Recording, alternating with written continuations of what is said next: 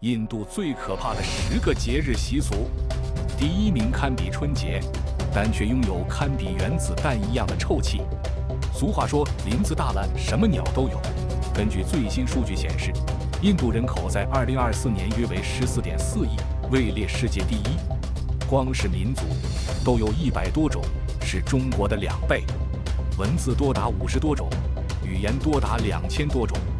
人文的丰富，自然会冒出一些难以理解的节日。这些节日究竟因何而出，又具体有多奇葩？今天就点赞订阅后，跟着阿军一起去了解一下吧。第10名，走火节。在印度泰米尔纳德邦以及其他一些泰米尔人居住的国家，都会有这样十分危险的节日。这个节日在当地被称为 Famisi 节，每年都会在10月和11月举行。通常在节日的前几天，参与者会开始斋戒和进行净化仪式。节日当天，通常会举行仪式和祈祷会，以祈求得到祝福和保护。他们祭拜的是一位名叫荷诺的神，他是摩诃婆罗多中的一个重要角色。节日当天，参与者会进行游行，从寺庙出发，穿过村庄或城镇，最终到达火炭行走的地点。这个火炭床可不是随便铺的，需要点燃木炭，烧成灰烬，然后用棍子或者树叶铺平。这个步骤就像是在为火上的舞者铺设红地毯，既要防止被突出的炭块刺伤，又要保证热量的分布，还要防止炭块滑动，让参与者在火上稳稳当当。相信我，在这上面摔倒，立刻就能闻到焦香的咖喱味。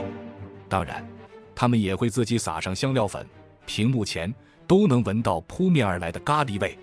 他们头顶着像圣诞树一样的装饰，或者抱着孩子，或者拿着树叶，就像是在火上进行一场华丽的舞蹈。他们相信一起踏过火焰就能达到净化的效果。参与者们身上会涂抹特有的颜料，脚底也会涂抹，防止烫伤的牛奶或者酸奶。当然，这2样能否起作用，实际并没有科学根据，可能效果跟沾了些水没区别。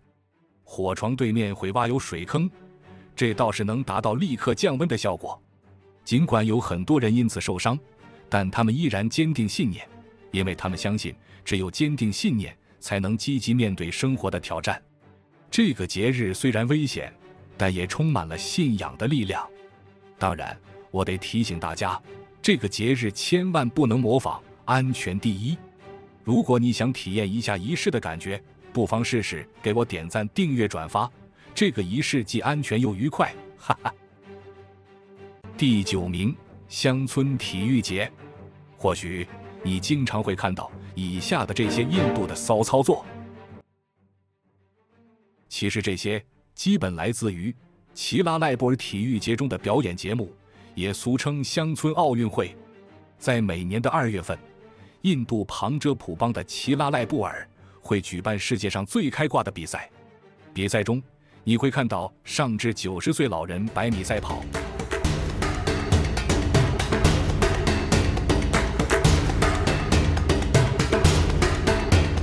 下至6岁孩童花式表演。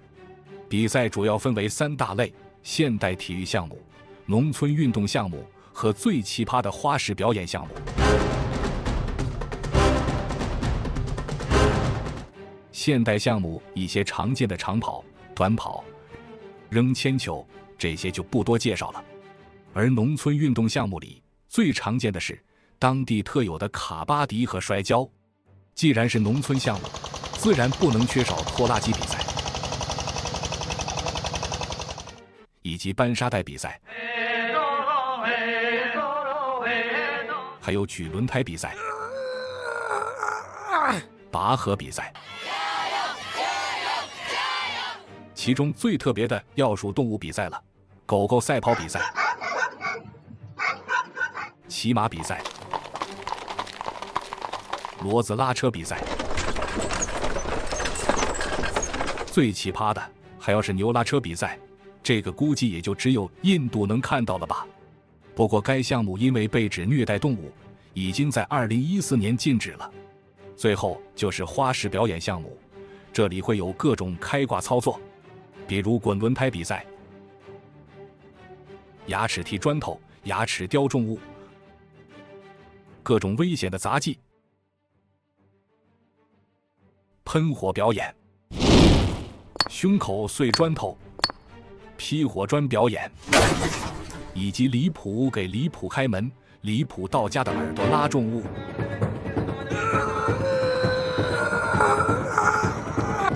还有你经常在视频中刷到的摩托车神操作。虽然这些项目看起来很奇葩又危险，但在当地被认为是男子勇气和担当的一种体现。第8名，狐狸节。想看女生追着男生打，男生还得笑脸相迎的节日吗？那你可不能错过印度的狐狸节。这不是什么现代版的女权宣言，而是一场古老传说的现实演绎，带着欢声笑语，还有满天飞舞的彩色粉末。每年春天，在印度北部的巴尔萨纳和南德冈2个小镇，当地的女性会拿起竹棍，男士们则手持盾牌，上演一出棍棒底下出孝子。这可不是真打真闹，而是一种传统的庆祝方式，源自印度教神克里希那和他的恋人拉达的故事。传说中，克里希那喜欢调皮地戏弄拉达和他的朋友们，而他们则会用棍子教训他。现在，这个传统以一种节日的形式被保留下来，成为了当地文化的一部分。在这个节日里，男人们会尽情地被打，而且还得心甘情愿。他们会用颜色粉末回击，场面既混乱又欢乐。整个活动不仅是对力量和勇气的庆祝，也是对爱情和春天的赞歌。第7名，大宝森节。你眼前看到的这些自残的行为，在常人眼里绝对是不可思议的，却是起源于印度教的传统节日仪式。但这样的节日现在印度已经不多见了，反而在马来西亚很盛行。当地甚至还专门把该节日设为公历假日，当天会全国放假庆祝。该节日在泰米尔历的10月举行，相当于公历的1至2月份左右。大宝森节是为了纪念印度教神明穆鲁干，他用一种神圣的长矛消灭了邪恶力量。他的信徒会在这一天通过这些穿刺自己的皮肉纪念穆鲁干。仪式里男女老少都会参加，你很难相信这位老者正用长矛模型刺穿少女的舌头，而成年男子则会在4肢或者后背密集地穿上钩子，然后像吊畜生一样把自己吊在半空，时不时的还会主动的上下摇摆，左右晃动，生怕自己的皮肉不会开花一样。他们相信这样的方式可以帮他们洗净罪孽，获得神的祝福。这样的行为在现代人眼中真的是不可思议。我想如果发生在中国，估计下1分钟疯人院就来抓人了吧。但他们却好像丝毫感受不到疼痛一样。当然，他们认为这是勇气的象征，这样意味着自己也能拥有如同穆鲁干一样的勇气去消灭邪恶。不过，这样的行为树阿军实在理解不了。屏幕前的老铁们也千万别尝试，毕竟安全第一，在屏幕里看看就行了。第6名，驯牛节。西班牙斗牛想必大家都不会陌生了。其实，在印度的泰米尔纳德邦，每年的丰收节大概1月14日左右会举行这项看似疯狂的活动。该活动是专门用来庆祝和感谢牲畜的贡献。比赛规则要求参与者只能抓住公牛的驼峰，不能抓住其他部位，也不能使用任何武器。公牛的尾巴是禁止触摸的，因为这会给动物带来极大的痛苦。为了防止其他选手获胜，人们会不停挑衅公牛，让抓公牛的人不能轻易拿下比赛。只要抓住公牛驼峰超过30秒，就算获胜，然后参赛者可以得到一笔奖金和观众的欢呼。这项活动当真也是危险给危险开门，危险到家了。仅2017年就有2500人受伤，造成23人全村开洗。赛场上的牛其实自己也不想这么疯狂，但架不住这帮老六会给公牛喝酒，还用辣椒擦在他们眼睛上。这一套组合拳下来，估计就算是个老实人也得借着酒劲拼命了吧。尽管驯牛节是一项传统活动，但它也因为安全问题和动物权利问题而备受争议。期间多次有印度政府和法院介入，但这项活动依然如同钛合金一样坚挺，直到2024年还在举行。总的来说，这项活动体现了当地人的冒险精神。有时候繁琐无味的生活中来一些肾上腺素，或许会让人面对生活更加充满激情吧。不过如果让阿军去，那我还是选择躺平吧，哈哈。第5名，阿舒拉节。想象一下，走在街上，突然看到人群中有人用链条和刀片鞭打自己，这是怎样的场景？在印度，这样的场面在穆哈兰姆月是常见的。印度这个宗教信仰多元的国家，每年伊斯兰历的第1个月，也就是穆哈兰姆月，大家都会停下争斗，来纪念一个特别的人——伊斯兰先知穆罕默德的孙子侯赛因。如果换作是2024年，那么这个节日大概会从7月7号开始。这个月对于穆斯林来说是充满敬意和哀思的。侯赛因在公元680年的卡尔巴拉战役中英勇殉国，他的故事至今仍在人们心中。到了这个月的第10天，也就是阿舒拉节，什叶派穆斯林会有一种特别的纪念方式，简称自我鞭打。他们用这种方式来表达对侯赛因和他追随者所承受苦难的共鸣。虽然这种做法在其他穆斯林派系中引起了争议，因为他们认为这违背了伊斯兰教义中关于保护身体的教导。不过，每个人和每个社区都有自己的纪念方式。有些人可能会选择诵读诗歌、举行宗教仪式或参与慈善活动，来表达他们的哀悼和敬意。不管怎样，穆哈兰姆月都是一个让人们放下世俗纷争，共同悼念和反思的时刻。第4名，蛇节。想不想看一场人类与蛇的和谐共处的故事？那就别错过印度的蛇节，在当地被称为 Naga Panchami。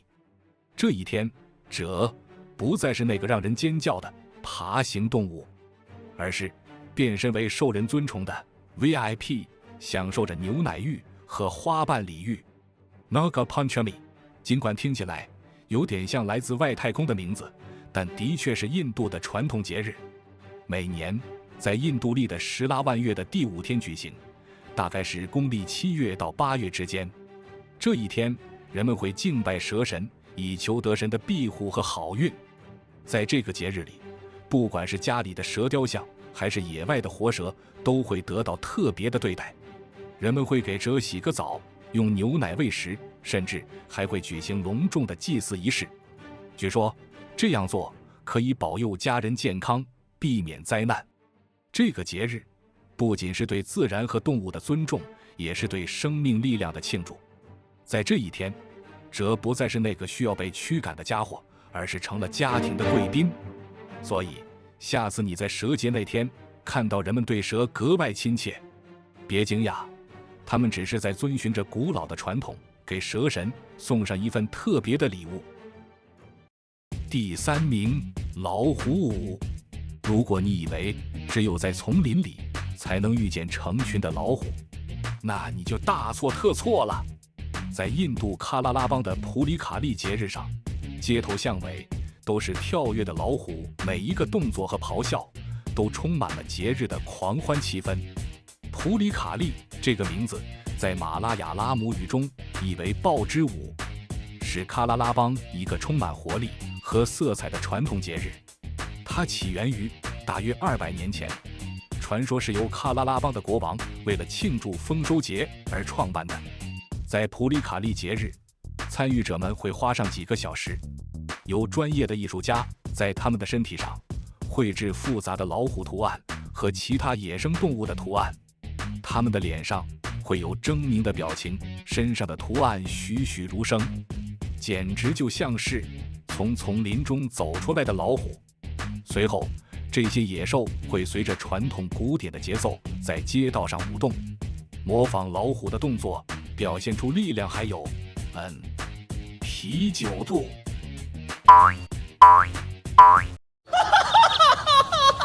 别笑，这些大肚子可是必不可少的。肚子越大，画上去的老虎才会越立体、越生动。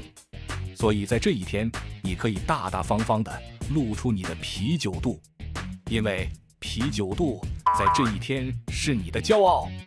在喀拉拉邦普里卡利，不只是一场节日，它是一种生活态度的展现。在这里，每个人都能释放内心的野性，与自然和谐共舞。第2名，火节。这究竟是道德的沦丧，还是人性的扭曲，才会让2拨人互相招呼火把呢？别急着下结论，这其实是印度卡纳塔克邦曼加鲁鲁的火节，每年会在这个寺庙举行一场古老而神圣的庆典。而这段视频就来自于2023年，信徒们通过这种独特的方式来表达对神的敬仰。每年在这座寺庙，信徒们会聚集起来，这种火焰仪式在当地被称为 Agnikali 或 Sudhara， 他们会相互投掷燃烧的棕榈叶。这种做法虽然看起来危险，但实际上是一种对女神杜尔加普拉姆西瓦里的崇拜。信徒们相信，通过这种方式可以得到女神的庇护和祝福。这个火节的传统已经延续了数百年，它象征着力量、勇气和对女神无限的信仰。